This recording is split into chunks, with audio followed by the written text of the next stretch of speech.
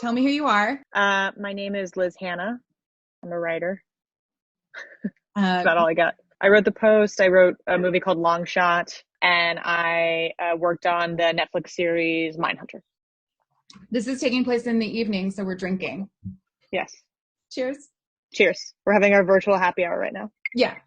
When did you decide you were a writer? How old were you when you decided you were a writer? Two-part answer. One, I think I very subconsciously knew I was a writer for a very, very long time before I actually decided I was a writer. I didn't decide I was a writer until I was probably like 25, 26. My mom was always telling me I should be a writer. And I was always writing. I would always write stories. And then when I went to grad school, I was writing shorts or trying to write features. And then I worked in development. I thought I would be a producer because I was just really insecure about being a writer. And I didn't feel comfortable enough about tapping into my own life, which I felt like was something necessary to be a writer. And then I kind of reached this point in my life where I was like, why not try this? Why not do it? So I decided to be a writer, and I quit my full-time job with benefits when I was 27, which was questionable, but it turned out okay so far.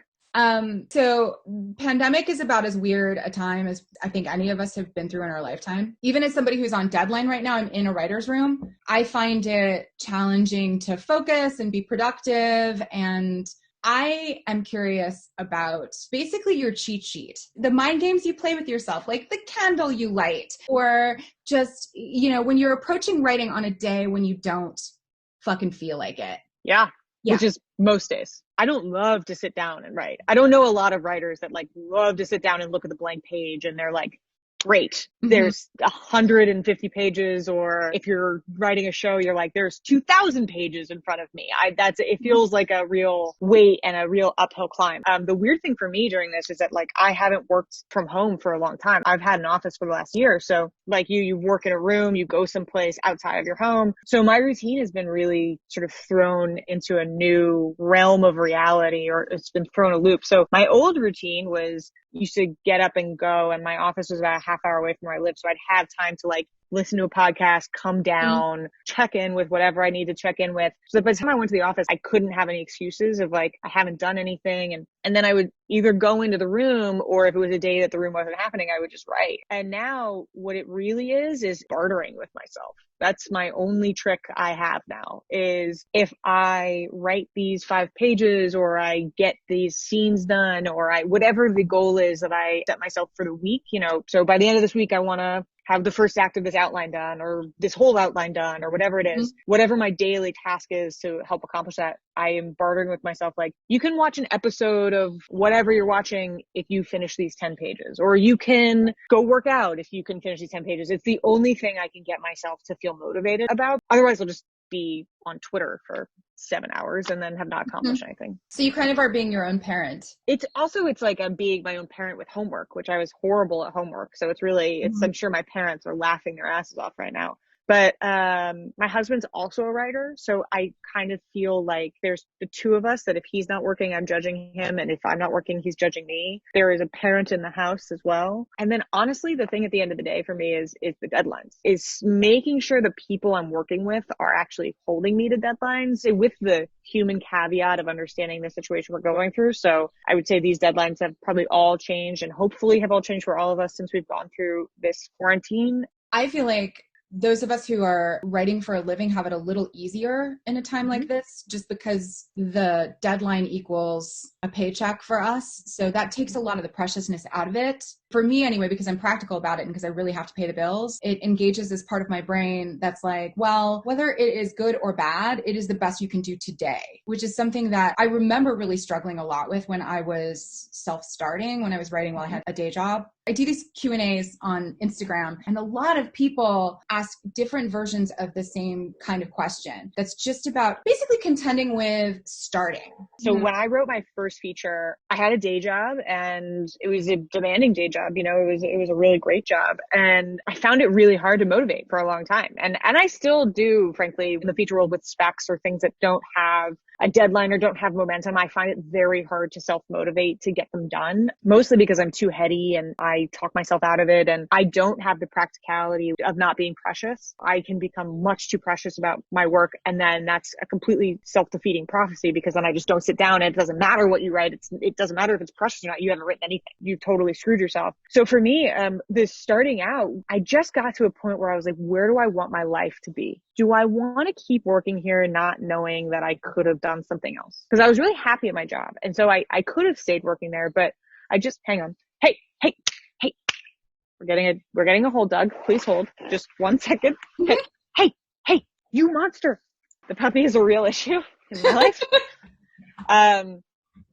But so anyway, so I think that was for me, like looking kind of at my life, even in just a short span of time of like, where do I want to be in the next year? And will I be happy if I never tried this? That was very motivating for me. And that even followed to the post. I didn't write the post for almost 3 years. I didn't think I could do it. I was really intimidated about doing it. And I just kind of got to a point where I wasn't succeeding as a writer and wasn't getting anything produced. And my husband was like, who was my boyfriend at the time, he was like, write the Catherine Graham movie you've been talking about writing for 3 years and just see what happens. And if that doesn't work, then go back to whatever you want to do or find something else. And so I think for me, fear has always been the both motivator and complete destroyer of motivation. It's a double-edged sword, because it's, for me, the fear of doing it and it's bad stops me from doing it. And then the fear of not doing it is what makes me do it. So it's kind of the demon and the angel, and we can all decide which one is the demon or the angel, but listening to one that tells me to do it. In this way, it's like trying to work during a pandemic, trying to work during so much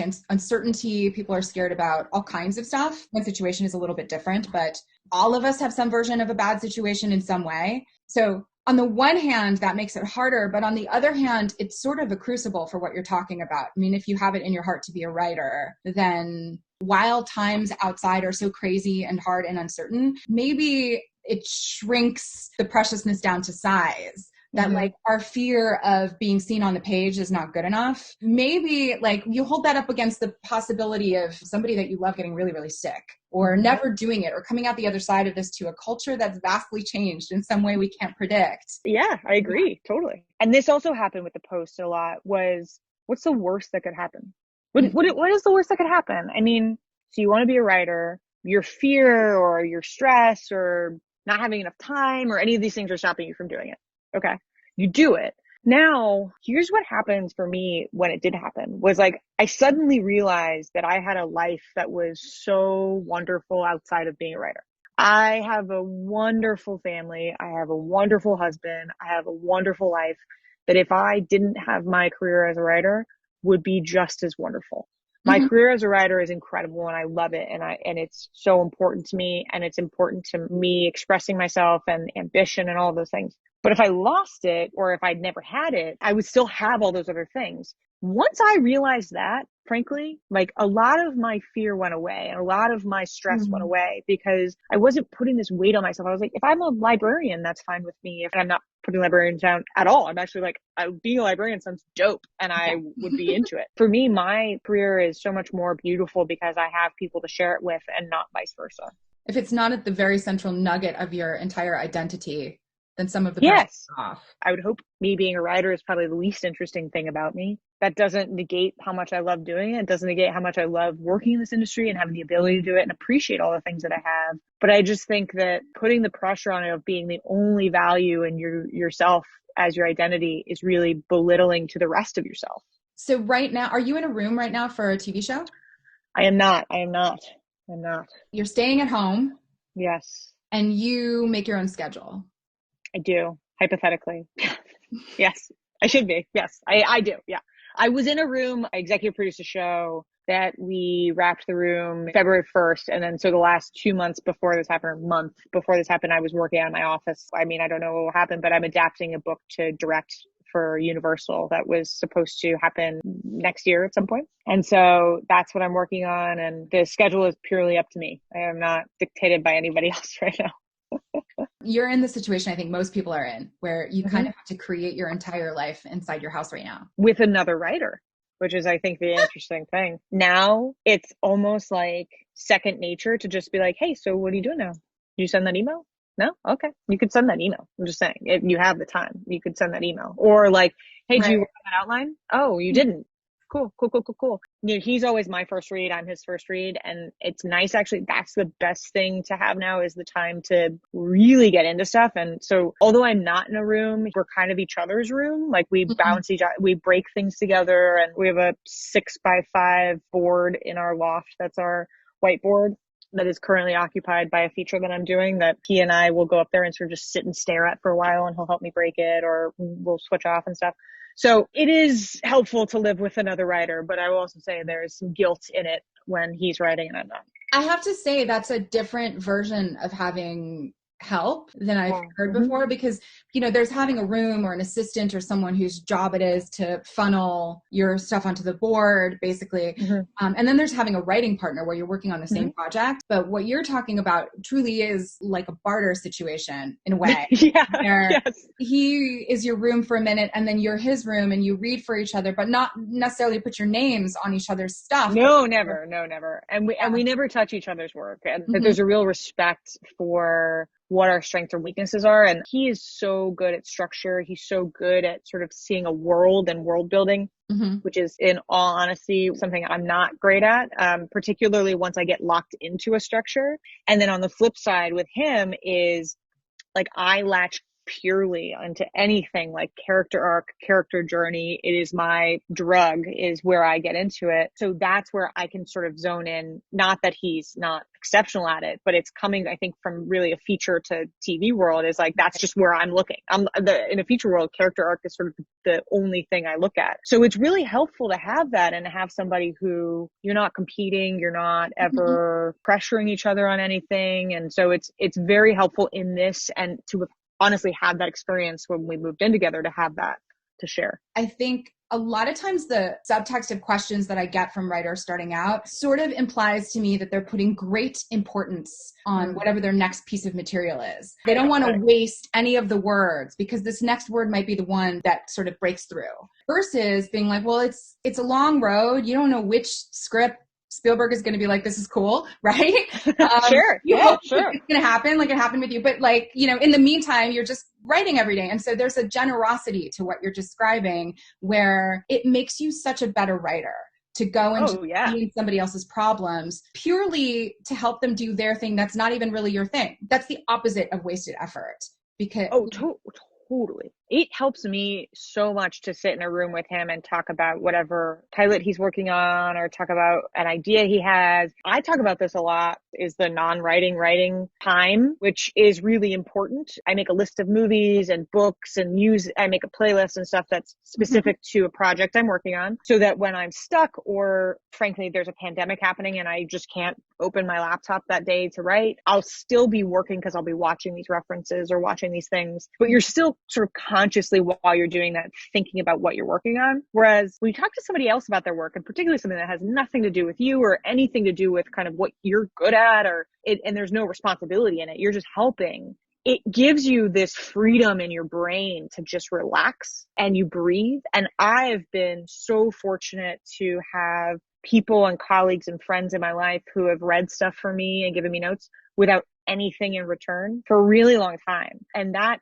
I think, is something that's so important for people in this situation, of like, find those people that by the way, they don't have to be writers. Most of the people who read my first drafts are not writers. I have a cinematographer, a casting director, my managers, my best friend who's a sommelier, my mom. Like, I've gone out, I've done anybody who will read it. And because you just never know if one of those people is going to have the nugget that you need, that's going to make this better, or see this differently, or see something you didn't see. And so I think, like, in this period of time, it's really great to find that group of people, find that quorum that will help you kind of push your work without any pressure, I think that's such a smart tip to give people, and one I would not have thought of. So thank you. The idea that when people are saying, how do I improve? How do I get better? How do I look at my draft with fresh eyes? It's like, you do that by telling your friend, do you want me to read your draft? Or like, do you have an idea you want to just shoot the shit with me about? I will help you. That's like a secret way to get writer's room experience, is just to do that for other people and ask them to do it for you. I have a situation that's the same, in terms of just like showing my work along the way to people that I trust. so that I don't feel like I'm just launching something out into the world that has never even been in the daylight. And some of the best notes I've ever gotten are from people who aren't writers. Somebody that I have had the most insightful notes from is my friend who's a cinematographer. Mm-hmm. And it's because he thinks of it just completely differently than I do. And Mm-hmm. he understands character and he understands arc and he understands emotion, but he thinks of it in just a completely different way. And I think what you just said is absolutely true. It's an amazing way to get writer's room experience from doing this. Let's do my idea for a day. We'll break it for a day. I'll tell you where I'm at. I'll probably be pissy because I don't like some of your notes, but some of the stuff you'll have is going to be good. And after we get off the call, I'll realize you were smarter than I was and all those things. You do that and then we'll do your idea tomorrow. And then you do that. And I also think doing that gives you the insight of like, oh, I see where they were coming with this note because now I see what they were thinking about. I think it's a really good point to do that. I mean, frankly, a lot of before I was ever in a room, my first experience was with Brian, was like him coming home and talking about being in the room, or him and I doing a lot of workshopping at home and stuff like that of ideas. And it's very similar. It's, you know this more than I do, and you can tell you're the room genius. So I am just speaking into the void. But I will say, like, I think the best thing that I've ever learned from being in a room is not being afraid to be quiet. When you do say something, make sure that you can back it up and that there's a real reason behind what you're saying. And when you're doing it in a very non-stressful, these are two friends going through an idea and stuff like that, it gives you those tools to realize that and have self-awareness in what you're saying. One of the most brilliant things about being in a writer's room that is tailor-made to be recreated in a situation like the one we are now proposing to the world.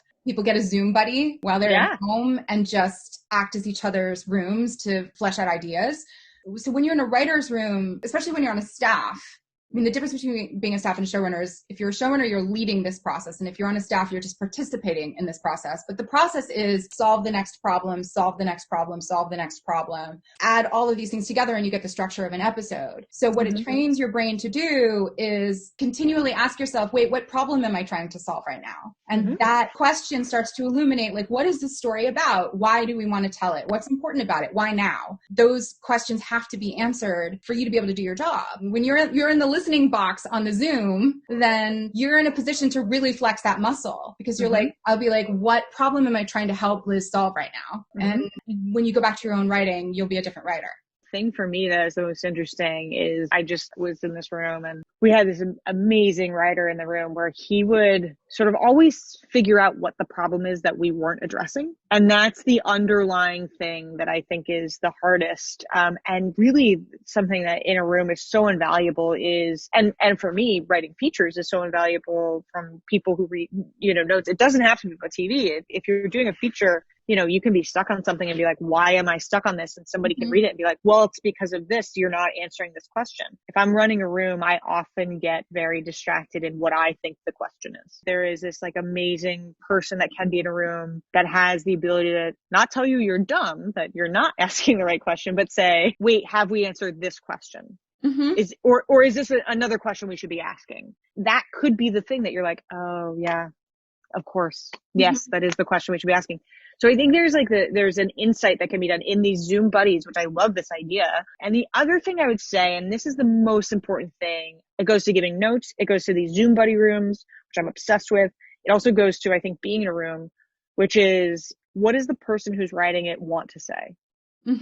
What is their perspective and why are they wanting to tell this story? I talk to a lot of young writers who get notes, at these labs. So I've done the Sundance Lab, and then I just did like a happy hour for the Hamptons Film Festival a couple weeks ago. And they'll get notes from advisors, which are a vast array of people with experiences and ideas and things like that.